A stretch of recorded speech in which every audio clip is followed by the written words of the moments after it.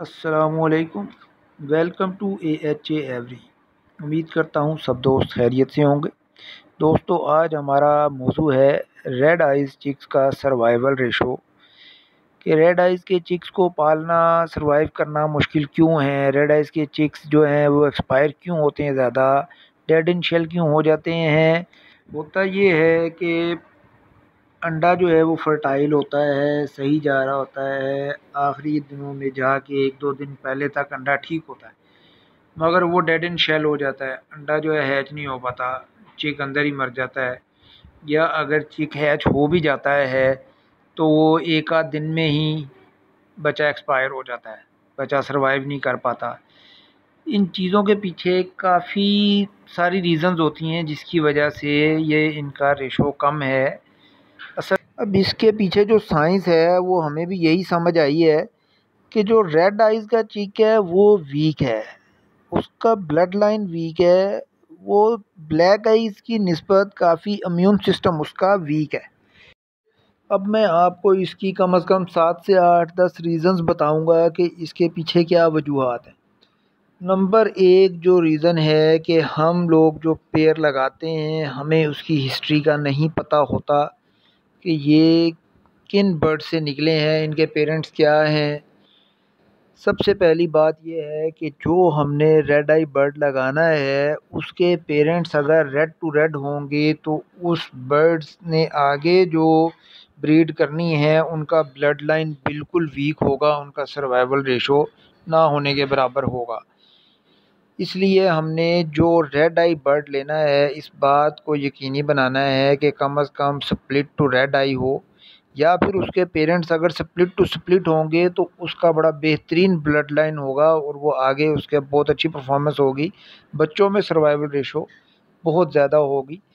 इसलिए हमने इस बात को यकीनी बनाना है जब भी पेड़ लगाना है तो ये हम कंफर्म कर लें कि जो हमारा रेड आई बर्ड है वो या तो स्प्लिट टू स्प्लिट में से निकला हुआ है या कम से कम visual red to split red में से निकला हुआ है, तो वो हमारा अच्छा परफॉर्म करेगा। अगर हमारा बर्ड जो है वो रेड टू रेड में से निकला हुआ है तो उसके आगे बच्चों का सर्वाइवल रेशो बहुत कम होगा। ये हम लोग इग्नोर कर देते हैं, हम देखते हैं कि बस रेड आई मिल रहा है मार्केट से, इतना कम में मिल रहा है, ले लो बस ले लिया, उसको पेयरिंग में लगा दिया, आगे नतीजा ज़ीरो, रिज़ल्ट कोई नहीं है। इसलिए इन चीज़ों का ध्यान हमें पेयरिंग करने से पहले करना है ताकि बाद में हम नुकसान उठाने से बच जाएं, वक्त भी ज़ाया ना हो, शौक भी ख़राब ना हो।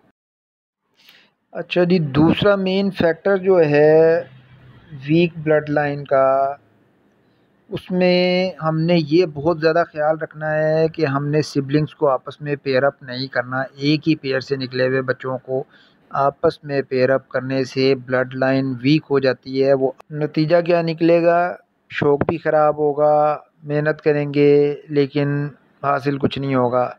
बच्चे जो रेड आइज़ अगर निकल भी आएंगे तो वो सर्वाइव नहीं कर पाएंगे, ज़्यादातर डेड इन शेल हो जाएंगे, यानी कि सर्वाइवल रेशो बहुत कम होगी, बच्चों का बचना बहुत मुश्किल है। इसलिए हमने इस बात को यकीनी बनाना है कि हम एक ही पेयर के बच्चों को, बहन भाई को आपस में पेयर अप नहीं करेंगे। ऐसा करने के लिए हमने इस बात का ख्याल रखना है कि हम एक जैसे 2 पेयर लगा लें। उसका फ़ायदा ये होगा कि एक के नर जो है दूसरे की मादियों से लगा लेंगे, दूसरे के नर दूसरे की मादियों से लगा लेंगे, हमारा बड़ा अच्छा पेयर सेटअप बन जाए। अब हम बात करते हैं पॉइंट नंबर 3, फैक्टर नंबर 3 क्या है जिसका बहुत ज़्यादा अमल दखल होता है कि हमारा बर्ड जो है वो अच्छी ब्रीड करे। इसके लिए हमने इस बात को यकीनी बनाना है कि हमने जिस जगह पे अपना सेटअप बनाया हुआ है वहाँ प्रॉपर वेंटिलेशन का इंतज़ाम है, हवा जो है वो प्रॉपरली क्रॉस होती है, एक साइड पे एग्जॉस्ट लगा हुआ है, दूसरी साइड से हवा के आने का इंतज़ाम है, तो ये बहुत ज़रूरी है। अदरवाइज़ जो है आपके पास जो है वो डेड इन शेल का मसला रहेगा, वो ख़त्म नहीं होगा। और अगर कोई बच्चे निकल भी आते हैं तो उनमें भी स्प्लिट लेग्स का इशू आपको आएगा या उनमें कोई ना कोई कमी पेशी रह जाएगी। इसलिए इस बात को यकीनी बनाएं कि अपने शेड में आप वेंटिलेशन का इंतज़ाम प्रॉपर रखें ताकि एक अच्छी ब्रीडिंग ले सकें।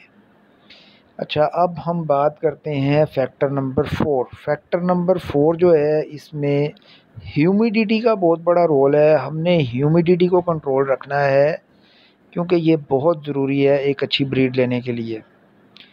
हमारे शेड में ह्यूमिडिटी का जो होना चाहिए, कम से कम हमारा 45 से ऊपर हो और 75 से नीचे नीचे होना चाहिए। ह्यूमिडिटी लेवल जो है 45 और 75 के इन बिटवीन हो, वो हमारा बेस्ट है। अगर 75 से ऊपर चला जाता है तो भी हमारा ह्यूमिडिटी बहुत ज़्यादा हो जाएगा, जिससे हमारी ब्रीड नहीं आ पाएगी, डेड इन शेल का इशू आएगा। और 45 से नीचे भी हमें यही प्रॉब्लम देखने को आएगा। इसलिए हमने अपने शेड में ह्यूमिडिटी को कंट्रोल रखना है 45 से 75 के दरमियान दरमियान। अच्छा जी, एक और मेन फैक्टर नंबर 5 जिसका हमने बहुत ख्याल रखना है, हमने अपने शेड का टेम्परेचर कंट्रोल रखना है। हमने किसी भी सूरत में 30 टेम्परेचर से ऊपर जो है ब्रीड नहीं लेनी। 30 टेम्परेचर से ऊपर ब्रीड नहीं आएगी, आपके बर्ड के एक्सपायर होने का भी जो है ना बहुत ज़्यादा चांस है। इसलिए 30 से ऊपर हरगिज़ ब्रीड नहीं लेनी। और जो रेड आइज चिक्स हैं, इनको आपने 15 डिग्री से नीचे भी नहीं रखना।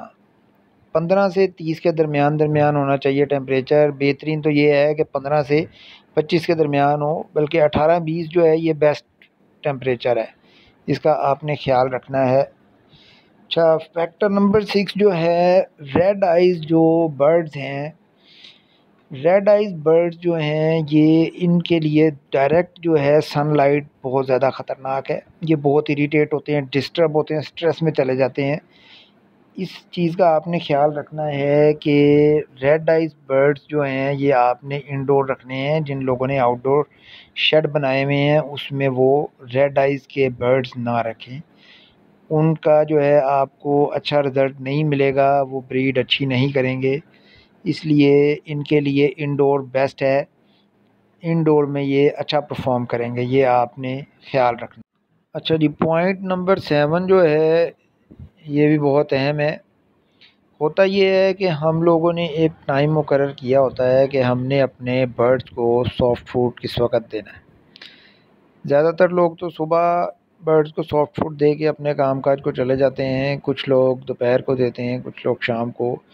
तो करना ये है हमने कि एक दफ़ा सुबह को सॉफ्ट फूड इनको देकर शाम के टाइम हमने कोई 8-9 बजे के करीब, 10 बजे के करीब इनको कोशिश करें एग ब्रेड दे दें। एग ब्रेड नहीं देते, कोई सॉफ्ट फूड डाल दें। अगर वो भी नहीं डाल रहे तो कुछ सिटा वगैरह, छली वगैरह डाल दें, ताकि ये रेड आइज़ के चिक्स जो हैं हमारे, वो एक्सपायर ना हो पेरेंट्स के फीड ना करवाने की वजह से।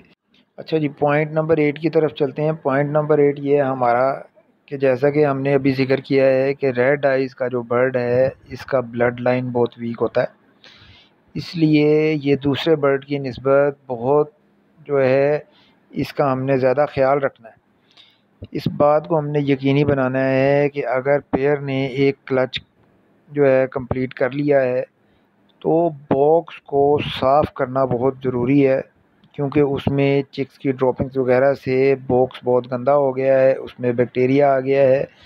तो अब अगर हम उसी बॉक्स में दूसरा क्लच लेते हैं तो अंडे में मसाम होते हैं, उसके ज़रिए बैक्टीरिया अंदर चला जाता है और बच्चा अंदर ही मर जाता है, डेड इन शेल हो जाता है। और अगर बच्चा हैच हो भी जाता है तो वो सर्वाइव नहीं कर पाता। हम देखते हैं कि यार अच्छा भला बच्चा हैच आउट हुआ है, मगर ये मर गया अचानक, पता नहीं क्या हुआ है। तो उसके पीछे यही वजह होती है। हमने सफाई का ख़ास ख्याल रखना है। पॉइंट नंबर 9 है, हमने अपने केजेस का, ट्रेस का, हर चीज़ का ख़ास ख्याल रखना है, उसको साफ़ सुथरा रखना है। जितना हम सफाई का ख्याल रखेंगे उतना हमारा बर्ड जो है वो हेल्दी होगा, उसका सर्वाइवल रेट अच्छा होगा, हमारे चिक सर्वाइव करेंगे और ये जो इश्यूज़ आ रहे थे इन पे हम काबू पा लेंगे। तो उम्मीद करता हूँ दोस्तों इस टॉपिक पे हमने काफ़ी अच्छी गुफ्तगू कर ली है। जिन लोगों ने चैनल को लाइक और सब्सक्राइब नहीं किया वो लाइक और सब्सक्राइब कर लें। बाकी मिलते हैं नई वीडियो में नए टॉपिक के साथ, तब तक के लिए इजाज़त चाहूँगा। अल्लाह निगहबान।